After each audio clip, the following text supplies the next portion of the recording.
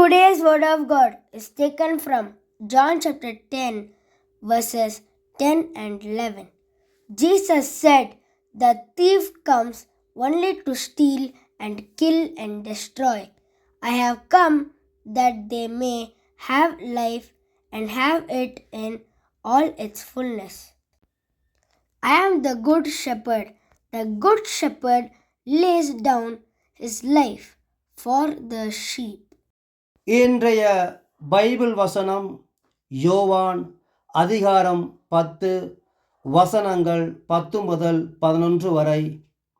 இயேசு கூறுகிறார், திருடன் திருடவும் கொல்லவும் அழிக்கவும் வருகிறானே அன்றி வேறொன்றுக்கும் வரான்.